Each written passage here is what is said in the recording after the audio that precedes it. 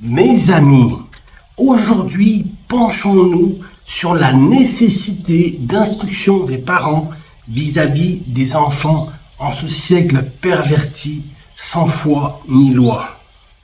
Les enfants sont des vases vides que nous devons remplir par l'éducation et l'instruction. Aussi longtemps qu'ils sont sous notre responsabilité, ils sont inlassablement dépendants de nous. L'instruction est une richesse pour tout enfant qui l'a bien acquise au fond de son cœur, dans ses pensées et son intelligence. Elle l'oriente dans ses ambitions, dans ses choix et ses décisions. L'une des raisons pour lesquelles Dieu nous a donné des enfants, c'est pour les conduire dans la bonne voie. Dans ce message, cet encouragement, nous allons apporter la lumière sur la nécessité de voir les parents reprendre leur rôle d'instruction en main une fois pour toutes. Amen. La perversion accrue du siècle présent. Jean-Jacques Rousseau a dit « L'homme naît bon ». C'est la société qui le corrompt. En d'autres mots, la bonté naturelle de l'homme vis-à-vis des enfants résiste difficilement à la perversion et à la dépravation de nos sociétés occidentales modernes. En effet, si cette qualité naturelle n'est pas entretenue par l'éducation et l'instruction, elle finira par disparaître pour rendre la personne cruelle et vide et méchante. Selon ce penseur, la seule chose qui pervertit nos enfants est la société dans laquelle ils vivent. Je dirais même l'association, puisque la Bible déclare elle-même « Ne vous y trompez pas, les mauvaises compagnies corrompent les bonnes mœurs ». 1 Corinthiens 15, 33, version 8 secondes. La fréquentation a une influence sur l'homme en général et sur les enfants en particulier car ils sont vulnérables, ils sont fragiles. Prenons le cas des enfants, nous savons tout parfaitement que la vie humaine a deux âges, l'âge de donner et l'âge de recevoir. L'enfance est une étape de réception, une phase d'accueil de la connaissance, de l'intelligence, de l'amour, de l'autorité parentale. Dans cette étape de l'enfance, il faut un filtrage ou un individu qui filtre tout ce que l'enfant reçoit comme information de l'extérieur. Une intermédiation qui contrôle les entrées ou les contenus entrant dans son intelligence et dans son cœur. Nos enfants se pervertissent parce qu'il n'y a pas de contrôle, un suivi intelligent de notre part, nous les parents. Aujourd'hui, avec les nouvelles technologies, de l'information et de la communication, nous avons perdu la boussole. Nous avons perdu les règles du jeu et nous avons perdu l'éducation et le contrôle de l'information que reçoit l'enfant.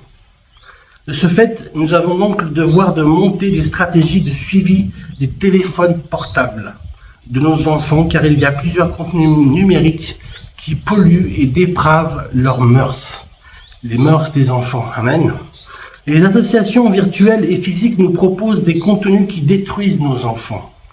Et oui, ils détruisent le cœur, l'identité. Ils sont atteints dans leur intimité. Sans notre suivi et orientation, ils seront noyés dans l'océan de la dépravation. Le droit à l'image, très important. Instruire est la responsabilité des parents. Dans Proverbe 6, 22, version 8 secondes, « Instruis l'enfant selon la voie qu'il doit suivre, et quand il sera vieux, il ne s'en détournera pas. » L'instruction, comme l'éducation, doit d'abord commencer dans la famille avant de le confier à d'autres personnes compétentes et attitrées. En tant que parents, nous avons le devoir d'instruire nos enfants avant de les envoyer à l'école.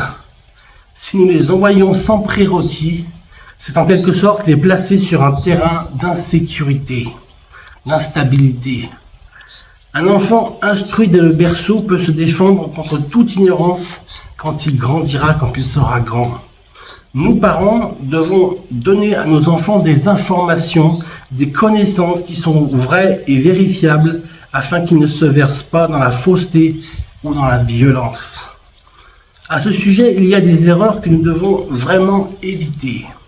Nous confions Nous ne confions pas cette tâche à n'importe qui et à n'importe quel établissement éducationnel, école, université, institut, puisque l'enfant aura comme connaissance ou matière, ce que l'enfant aura comme connaissance ou matière déterminera son existence et son avenir. Amen. Nous devons prendre soin de connaître l'identité de la personne à qui nous confions la charge d'instruction de nos enfants. Car n'oublions pas que l'enfant, à ce stade, encaisse. Il est dans la phase de la réception, tout simplement.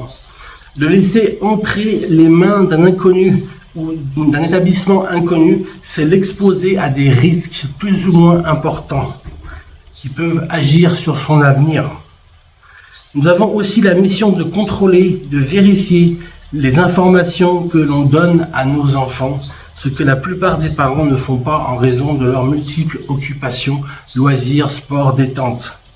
Nous devons disposer suffisamment de temps pour examiner un peu l'authenticité de la matière, si cela ne déprave pas les mœurs acquises dans la famille et si cela est ancré dans sa mémoire avec une bonne compréhension de la situation, de ce qui se passe sous ses yeux. Amen. L'instruction des enfants commence dans la famille. Il existe des endroits appropriés, légitimes pour l'instruction de nos enfants. Premièrement, tout doit commencer dans la cellule familiale. L'instruction ou l'éducation chrétienne et scolaire doit essentiellement tirer leur source de la famille.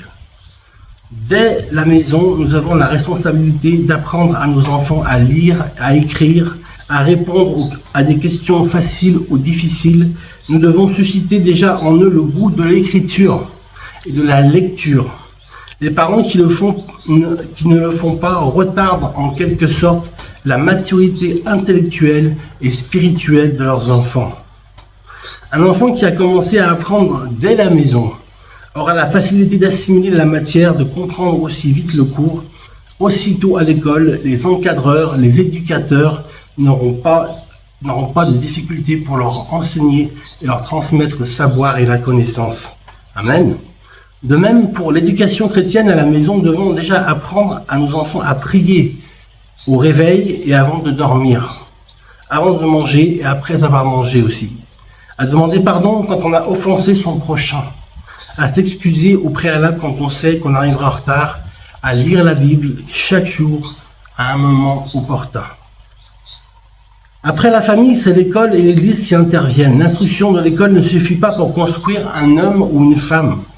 Il faut ajouter l'instruction spirituelle qui se donne à l'église. Amen. Un homme de valeur est celui qui a bien assimilé l'éducation familiale, scolaire et ecclésiastique. Il existe bien sûr d'autres endroits informels où l'on peut apprendre de bonnes valeurs, mais ces trois lieux sont des lieux où tous ou presque les parents du monde ont confiance. C'est là que nos enfants doivent aller recevoir l'instruction et l'éducation. L'instruction aidera l'enfant à se découvrir en Christ et à sécuriser son avenir. Chaque parent a une ambition pour ses enfants, c'est vrai. Mais il est important de savoir que chaque enfant a lui aussi ses propres ambitions. La majorité des parents ne connaissent pas l'ambition de leurs enfants. L'ambition est ce que l'enfant pense à propos de son avenir. Parfois, nous devons aussi mesurer la réussite des parents par rapport à l'atteinte ou à l'accomplissement de l'ambition de leurs propres enfants. Rares sont des enfants qui atteignent le souhait de leur enfance. Et oui, quand le rêve devient réalité, ce qui n'est pas toujours le cas. L'incompréhension entre l'ambition de l'enfant et la volonté des parents ne finira jamais sous le soleil. Elle continuera tant que la famille existera. Il y a certains parents qui sont gentils, qui se plient facilement à la volonté de leurs enfants. D'autres, par contre, imposent leur volonté à leurs enfants. C'est donc difficile de savoir qui a raison, qui a tort, étant donné que l'avenir nous réserve de surprises inattendues, espérées ou inespérées, patientes ou impatientes. Au regard de cela, la meilleure chose à faire est celle de prier l'Éternel de tout son cœur pour une bonne orientation, car nous les parents, nous pouvons aussi nous tromper. Et oui, il faut reconnaître que parfois nous pouvons nous tromper et l'avouer et demander pardon à ses enfants. Mais Dieu, lui, ne se trompe jamais. Après avoir acquis l'orientation définitive, c'est alors que nous allons instruire l'enfant selon la voie qu'il doit suivre, tel qu'il est écrit dans le livre des Proverbes 22, 6. Une instruction qui n'a rien à voir avec la destinée de l'enfant est un gaspillage de temps. C'est du temps perdu, une distraction pure et simple. Nous devons tenir compte de cette vérité lorsque nous instruisons nos enfants. Nous devons rester sur la ligne de la volonté de Dieu, car il est écrit « Il y a dans le cœur de l'homme beaucoup de projets, mais c'est le dessein de l'Éternel qui s'accomplit toujours. » Proverbe 19, 21. Une instruction qui écarte l'enfant de la volonté de Dieu ne vaut pas la peine. Nous devons veiller sur cela pour ne pas tomber dans l'égarement et les faux raisonnements. En guise de conclusion, un écrivain africain au nom de Yungi Chojo a dit « L'instruction est le seul moyen de libération. Quand nos enfants sont bien instruits, bien éduqués, ils deviennent libres et nous n'auront plus de doute ou de peur puisqu'ils seront à même de se défendre contre l'ignorance et la fausseté. » Et donc si dans l'Antiquité, Jésus-Christ avait travaillé avec des hommes qui n'avaient presque aucune instruction, aujourd'hui il travaille avec des hommes qui sont bien instruits et, espérons, bien éduqués. Chers parents, instruisons nos enfants d'après le chemin qu'ils doivent suivre. Le seul chemin qu'ils doivent suivre, c'est le chemin du Seigneur, le chemin de Jésus. Car Jésus a dit « Je suis le chemin, la vérité et la vie ». Il a dit aussi « Laissez venir à moi les petits enfants. » Et le royaume de Dieu est comme ceux qui leur ressemblent. Amen.